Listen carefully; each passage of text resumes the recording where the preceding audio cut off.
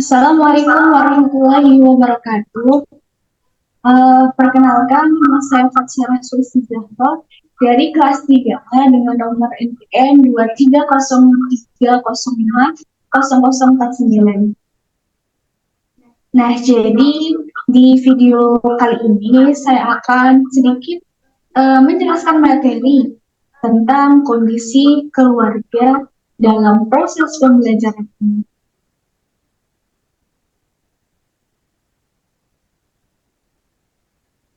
Oke, yang pertama, mengapa sih kondisi keluarga itu menjadi faktor yang sangat penting dalam proses pembelajaran anak? Seperti yang kita tahu, bahwa peranan lingkungan keluarga itu merupakan salah satu dari pusat pendidikan yang dicetuskan oleh Bapak Pendidikan kita, yaitu Ki Hajar Dewantara. Nah, lingkungan keluarga itu merupakan salah satu pilar utama dan pertama untuk anak mendapatkan didikan dan juga bimbingan. Di sini disebutkan bahwa kondisi keluarga itu menjadi pilar utama. Maksudnya gimana sih? Jadi lingkungan keluarga itu dikatakan sebagai pilar utama karena sebagian besar waktu anak itu ya di lingkungan keluarga sendiri. Jadi anak-anak itu lebih banyak menghabiskan waktu yang diterimanya itu di dalam lingkungan keluarga. Yang selanjutnya, eh, lingkungan keluarga itu menjadi pilar pertama dalam anak mendapatkan pendidikan dan juga bimbingan. Maksudnya di sini adalah anak itu sebelum diterjunkan atau disekolahkan ke sekolah-sekolah pada umumnya, anak itu dibekali pendidikan dan juga bimbingan, atau bisa disebut dengan anak itu mendapatkan pendidikan pertama itu ya di keluarganya, yang nantinya didikan dan juga bimbingan itu menjadi bekal dalam anak itu bersekolah. Nah, peran keluarga dalam membentuk pola sikap dan juga pribadi anak itu juga dapat menentukan proses pendidikan yang diterima oleh anak. Nah, jadi tidak hanya di sekolah saja, akan tetapi pendidikan itu ya bisa di dalam lingkungan keluarga itu sendiri. Nah, lingkungan keluarga itu juga dapat berperan menjadi sumber pengetahuan anak. Juga yang nantinya itu juga akan berpengaruh terhadap keberhasilan prestasi anak.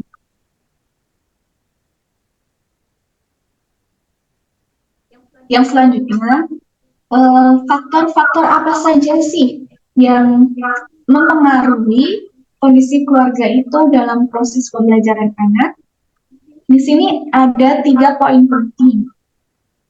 Yang pertama yaitu kemampuan ekonomi. Nah, pemenuhan terhadap fasilitas belajar itu mempunyai kesempatan yang luas untuk mengembangkan kemampuannya melalui pendidikan yang lebih tinggi.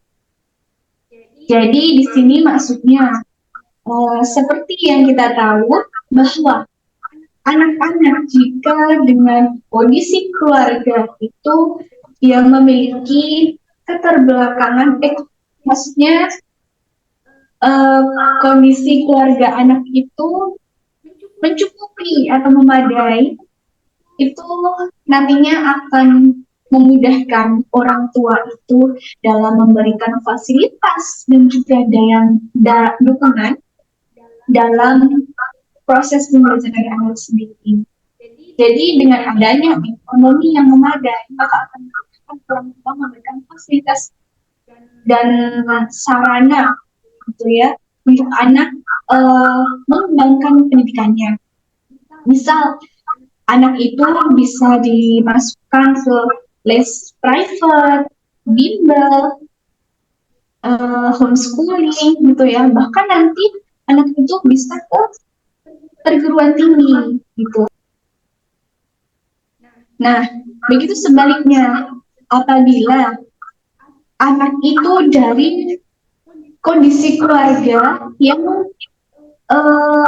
mengalami mengalami masalah atau keterbelakangan masalah, itu juga nantinya akan menyebabkan uh, orang tua itu kurang dalam memberikan layanan atau sarana dan juga fasilitas anak dalam proses pembelajarannya. Bahkan tidak jarang kita bahkan tidak jarang kita ketahui bahwa anak dengan kondisi ekonomi yang mengalami masalah atau keterbelakangan ekonomi itu bahkan sampai ada anak yang sampai putus sekolah gitu ya. Nah, yang kedua yaitu kurangnya perhatian dan juga pengawasan dari orang tua. Nah, jadi di sini perhatian dan juga pengawasan orang tua itu menjadi faktor yang paling mempengaruhi dalam proses pembelajaran anak. Nah, di dalam belajar, anak itu membutuhkan perhatian dari orang tua. Anak tidak mungkin tumbuh sendiri dengan segala kelebihan dan juga kekurangannya. Nah, jadi di sini bentuk lain dari perhatian orang tua yaitu memberikan nasihat kepada anaknya.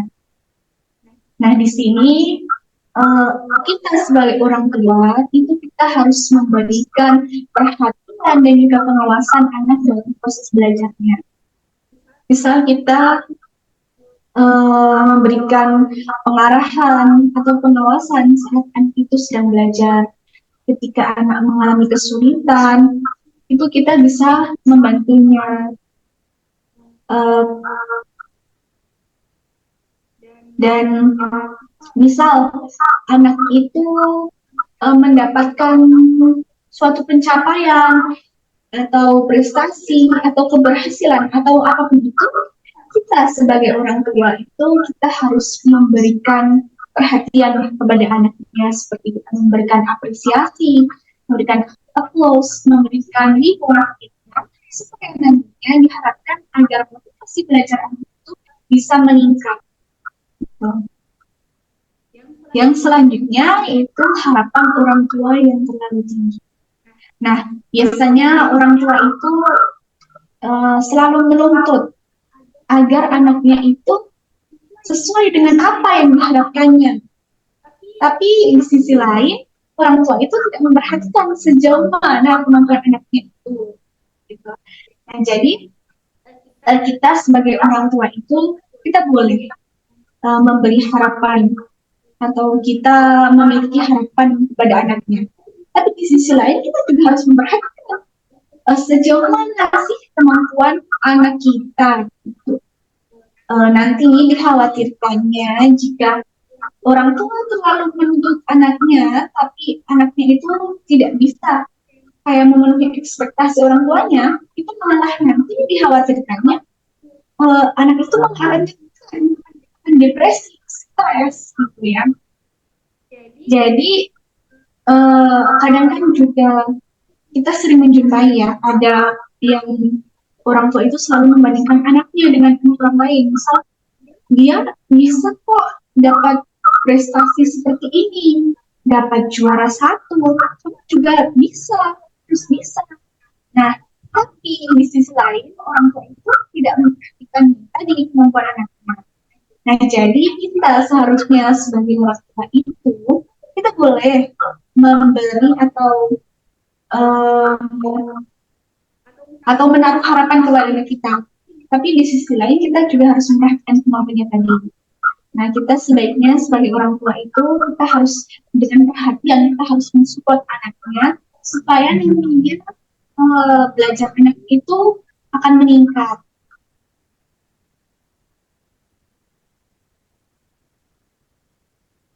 Yang selanjutnya yaitu permasalahan apa sih yang akan muncul jika kondisi keluarga tadi itu tidak diperhatikan dengan baik. Nah, jadi apabila kondisi keluarga itu tidak dipahami dengan baik, maka akan muncul permasalahan pada perkembangan karakter, kognitif, dan juga sosial dalam diri anak tadi. Nah, anak itu nanti akan berkarakter atau memiliki karakter itu yang jelek, apabila masalah yang tadi itu tidak diperhatikan gitu ya. Bahkan nanti anak itu sering merasa minder gitu. Kadang juga nantinya anak itu akan menjadi pribadi yang lebih tertutup. Nah, dia takut, dia minder gitu ya. Jika dia akan cerita ke teman atau ke gurunya gitu akan permasalahan tadi. Nah, dia takut kalau dia cerita ke teman atau ke gurunya itu mereka akan membulinya gitu.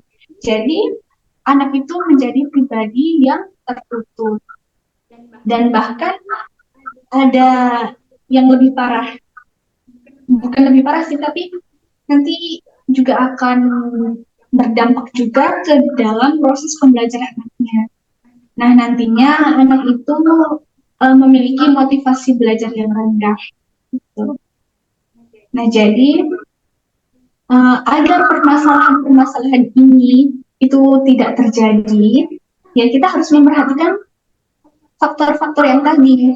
Sebisa mungkin kita memberikan perhatian dan juga dukungan kepada anak supaya motivasi belajar itu membaik dan juga eh, diharapkannya proses pembelajaran anak itu juga baik. Itu.